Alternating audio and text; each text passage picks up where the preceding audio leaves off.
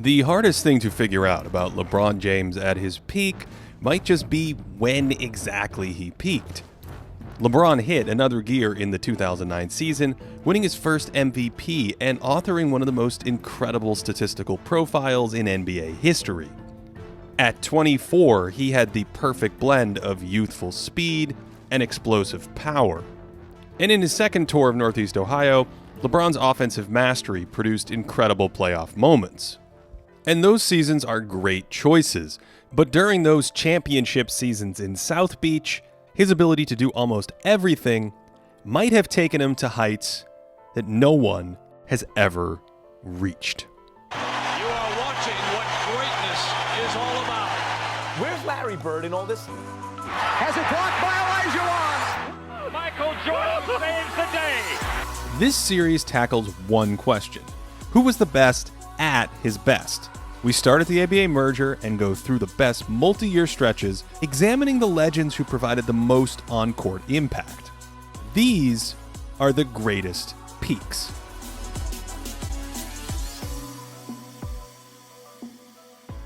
For me, it could be compared to Michael, Magic, Kobe, all the ones that's making so success in the league. It's great, and I'm going to just keep working hard, and someday it could be another one that could be compared to me. From a distance, LeBron just looked bigger and stronger than other players, but zoom in and there's way more going on.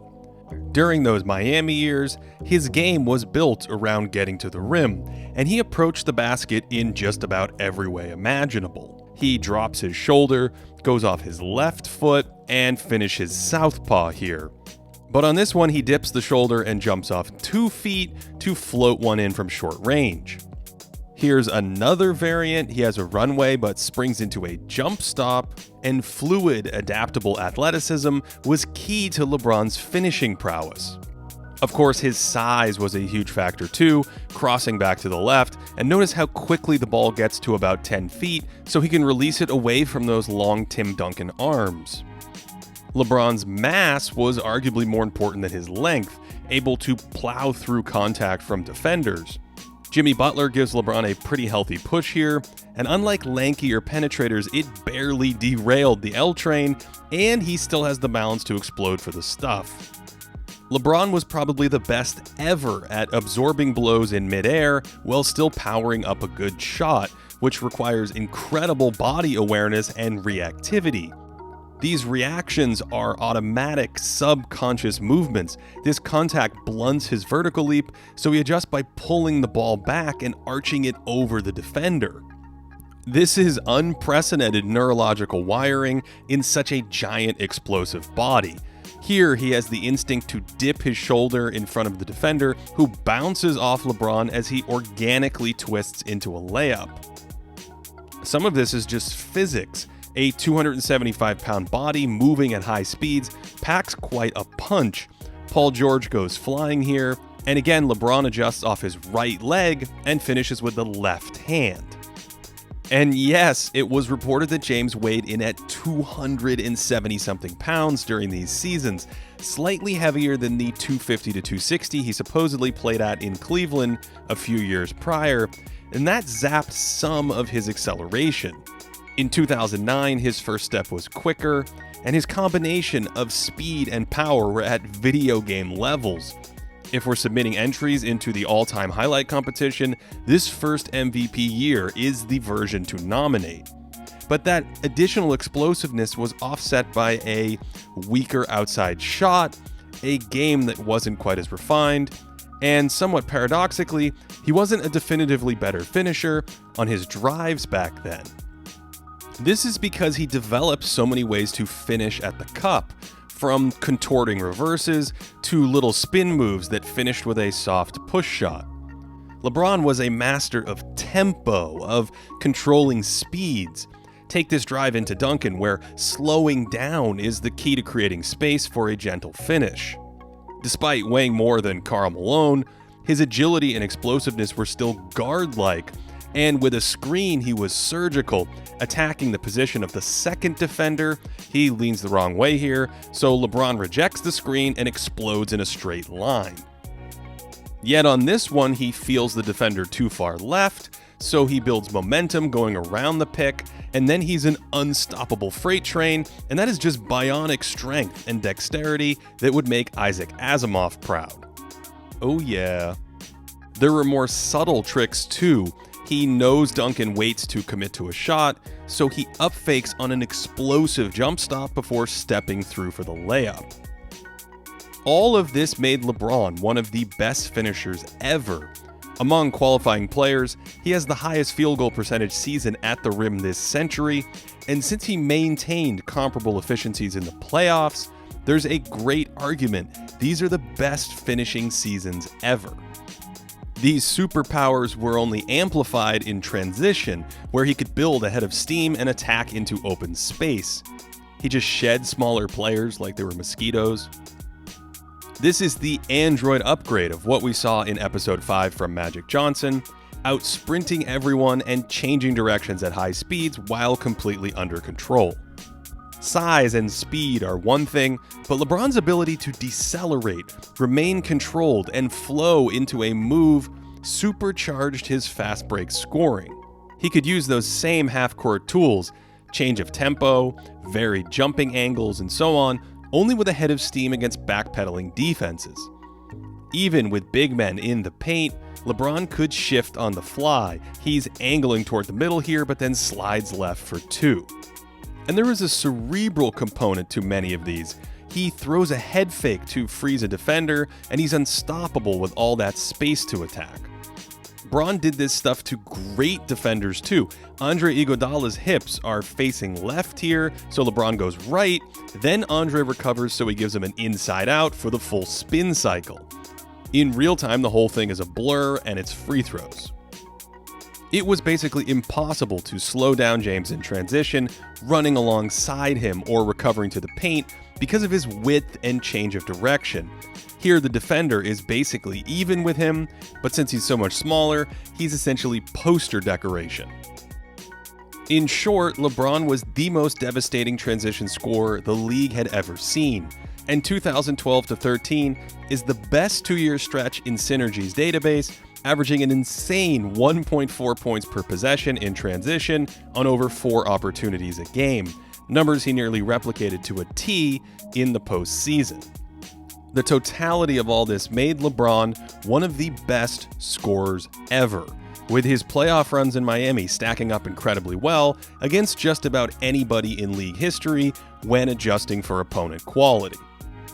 Another key to LeBron's scoring during these years was the development of his post game. These plays weren't nearly as deadly as his transition game or half-court drives, but adding some back-to-the-basket skills kept defenses honest and gave him another arrow in his quiver. He often caught it in the mid-post and went to work, backing down smaller wings, and with his size advantage and great balance, he could wheel into shots down low or bust out that spin move that he loved. There's a Tim Duncan-esque use of the offhand to protect the ball against Kawhi Leonard.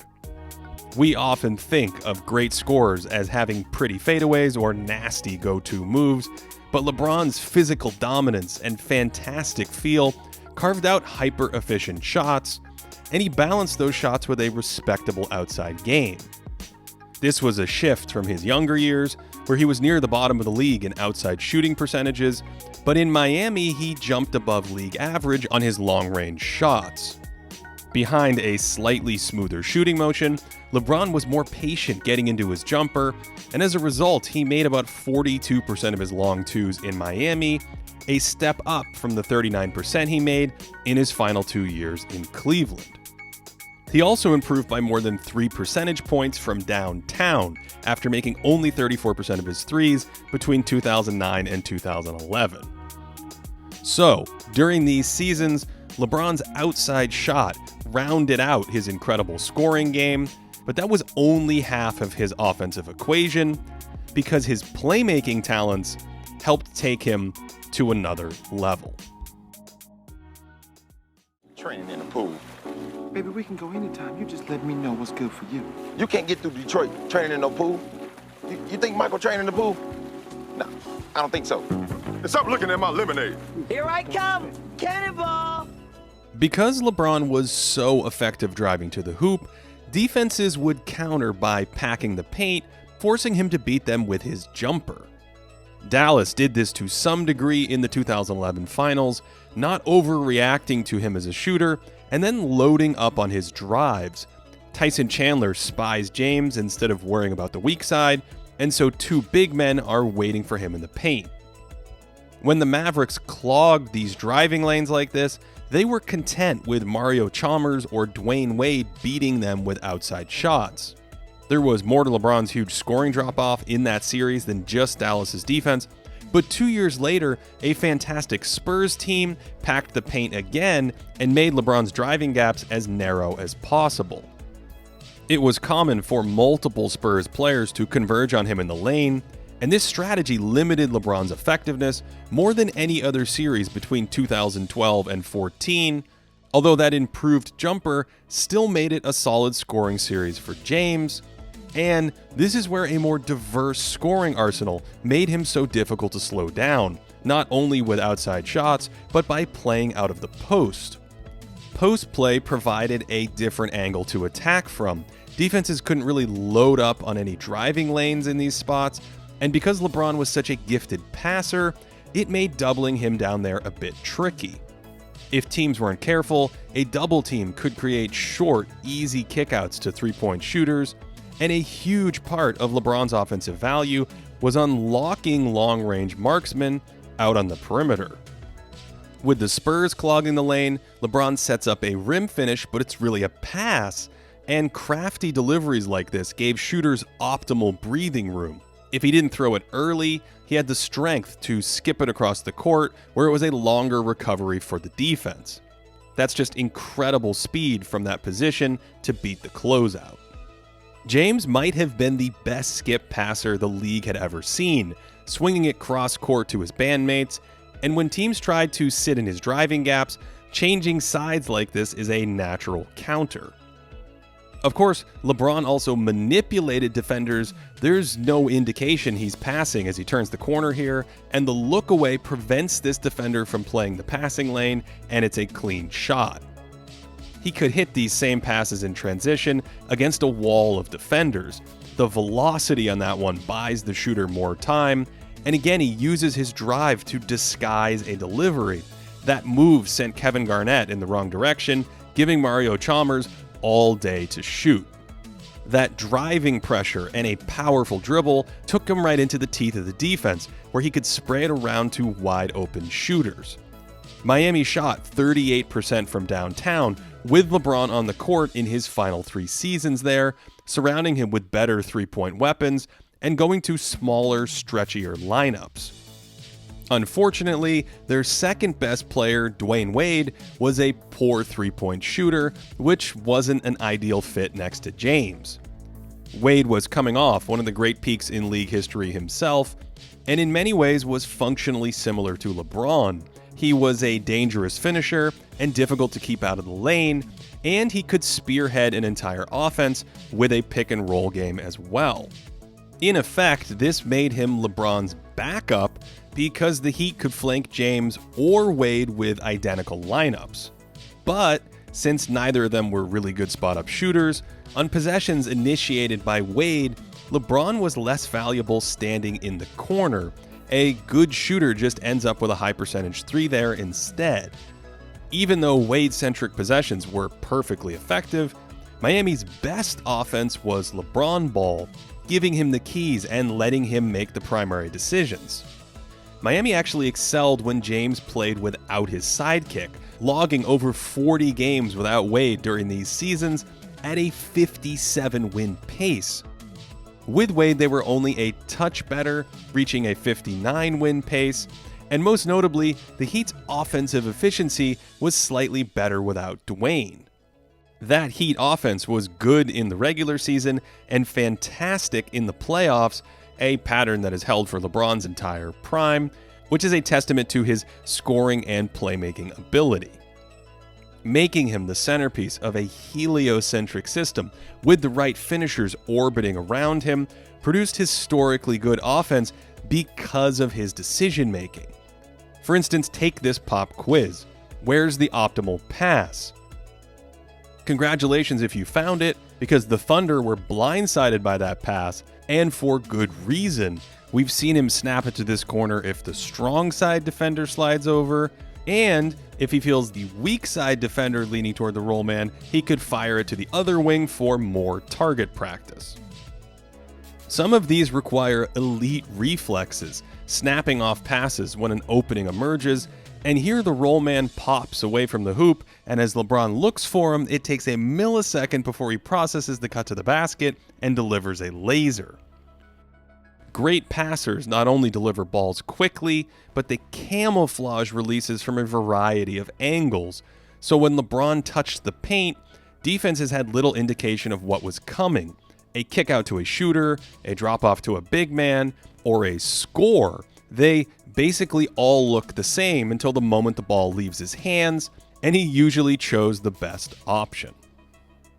All of this takes great spatial awareness, tracking multiple defenders, so when one moves, he knows exactly where to attack. Great googly moogly. This one takes some grandmaster recognition, eyeing an angle with Tim Duncan's hands down and throwing a rope the second his receiver gets inside position. Like all high-end passers, LeBron would try some into tight coverage that didn't pan out, and I think his vision and reads improved in later seasons. He almost never missed straightforward layups like this one, but he could overlook some slightly trickier hookups. That's there for the taking, and we've seen post players hit this cutter a number of times during this series.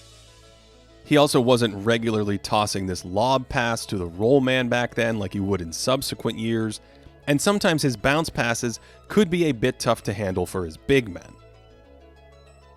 Still, that vision and quick processing led to some spectacular passes in dynamic situations, chugging down the court here for a lob, and then yes, that is exactly what you think.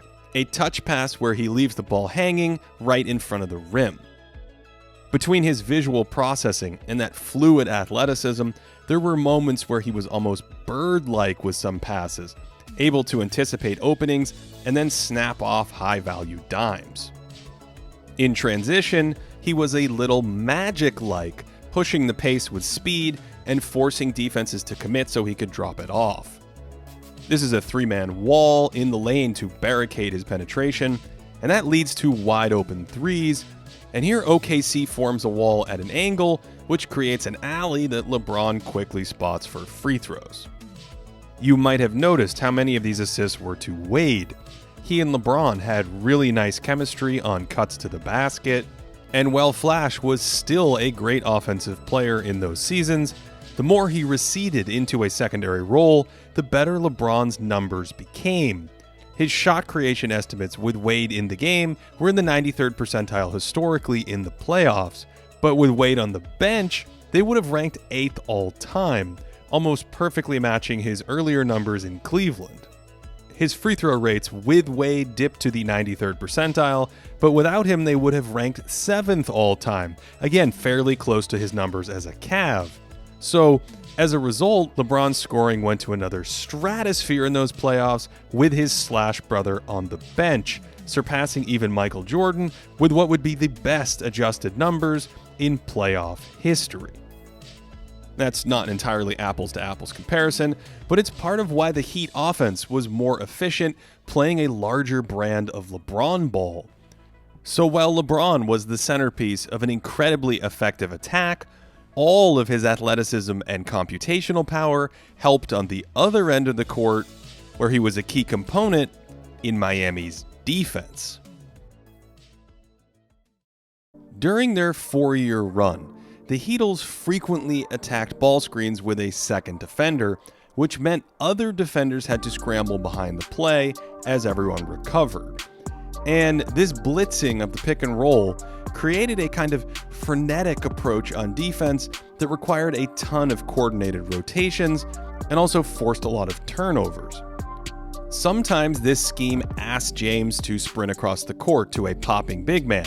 This would be an impossible rotation if the screener flared to the three-point line, but LeBron was so fast in a straight line that he could arrive when these passes did. He had great awareness of on-ball threats, sliding over to help early here and choking off this pass, which leads to another turnover. In Cleveland, James's defensive success was more about brute force athleticism, but in Miami he played a more cerebral game. He isn't preoccupied with this cut because he knows a middle pick and roll is coming, and then he's big enough to battle with Duncan for the rebound. Here he needs to help on the roll man, but realizes he's in a pickle, leaving a wide open three or maybe a dunk, so he covers the pass while contesting the mid-range shot. He was an active communicator, calling out for a switch so his point guard could find a more natural matchup, then instantly pouncing on a breakdown to help influence a block from Shane Battier. LeBron's on a sharpshooter here, and he chases him off 2 screens for a decent look, and all that action pulled rebounders out of the paint, and it's a foul. So the next time down, LeBron tells Battier to take his man coming off the screen, switches to the big, and just blows the whole thing up. Because of his size, he could comfortably switch onto bigger players like this and guard them in isolation, and he could protect the rim like he was a big man as well. This wasn't the incredible paint protection we've seen from the great bigs in this series, but LeBron added a ton of value lurking in the lane, and since the Heat would often play small ball, he was the primary vertical presence in many of these situations. He was potent enough as a shot blocker to deter shots. Duncan freezes when he sees him here and then is totally stuck, and some of these were elite rejections that you would see from high-end defensive big men. He slides over here in case there's a laydown pass and covers so much ground that he spikes it, and this play is spectacular, coming from the corner after Wade whiffs on a gamble to kill a dunk. Now, he didn't have the same numbers as a shot-blocking big, so these plays weren't always the norm. Sometimes they could be fouls, and other times he wasn't quite as loaded up and vertical on some of these contests at the rim. But his timely rotations in the paint and this big man-like skill were a major asset for the Heat. There was a horizontal component to these rotations too. He has to cover about 16 feet in the second that this pass is airborne, and that prevents Steph Curry from firing and leads to a bad pass and a steal. He could play a cross-court pass like this or explode to intercept the roll pass, and that closing speed allowed him to be in 2 places at once. These short little bursts of speed allowed him to cover tons of court like a rangy center fielder in baseball. And his hands were pretty good too, racking up enough steals to land in the 88th percentile historically. Some of these plays on the ball were certainly a bit risky, and so there were some occasional misses in there. On this one, he's in time on the rotation but lunges for more and comes up empty, and sometimes he'd sell out for a pick 6, and when those plays failed, they often exposed the defense and led to a high-value shot. But he rarely lost track of the action off ball. Here's a lapse on some screening set, although he was usually pretty aware of his own man and the basketball from the other side of the court. So, despite a few hiccups, he was a fairly low-error player away from the ball. He was highly knowledgeable of opponents' playbooks during these seasons, helping early and rotating on point in Miami's scrambling scheme. And he was even known to call out opposing sets. He switches this to blow up Indiana's screening action, and his pattern recognition skills were also a key to his defensive value. That value helped the Heat produce quality defensive ratings in the regular season and solid ones in the postseason. Among regular playoff teams, they were about middle of the pack in defensive performance during these years, despite playing smaller lineups than most teams at the time. LeBron also loved rear-view blocks, recovering to catch players from behind. And this was part of his chase-down arsenal in transition, where he just size up smaller players like an adult playing with young children. He tried a similar approach in the half court, although it was far less effective on drives like this when James lost a step to the dribbler, and containing ball handlers in space was probably his biggest defensive weakness. It wasn't that LeBron couldn't keep quicker or smaller players in front of him, He used his length and size to cut off angles well, but he also had to guess and react instantly to change directions on stops and starts. And he was vulnerable to these because at 270 pounds, it took a lot to brake and re-accelerate in short spaces. His technique worked really well whenever those little hops and reactions were on time and in the right direction. But if his feet were off the ground when his man started to go, he couldn't laterally recover at his size. This made LeBron an interesting on-ball defender because he regularly broke down to change of direction attacks, but when he sized it up well, he could keep really small guards in front of him.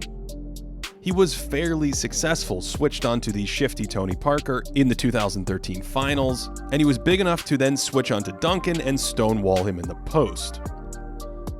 Another downside to being so big was that navigating screens was a tricky endeavor. James didn't have that sharp cornering required to stick with some of these routes, and he couldn't really slide that much weight or rely on tap dancing feet to slip by some picks.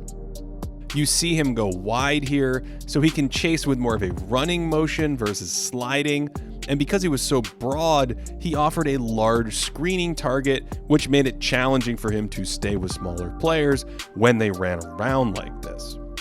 All the major one-number metrics view LeBron as a strong defender, and with his huge offensive value, his overall impact metrics are right at the top of the heap. Interestingly, these numbers were higher in his first two MVP seasons, when he was the lone star in Cleveland, surrounded by outside shooters who gave him space to attack the rim.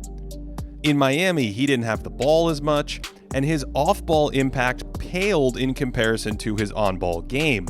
He could hurt defenses with timely cuts, he had good instincts for when to backdoor a vulnerable defender, but his spot-up shooting was only mediocre, and more importantly, playing away from the ball took the decision-making out of his hands.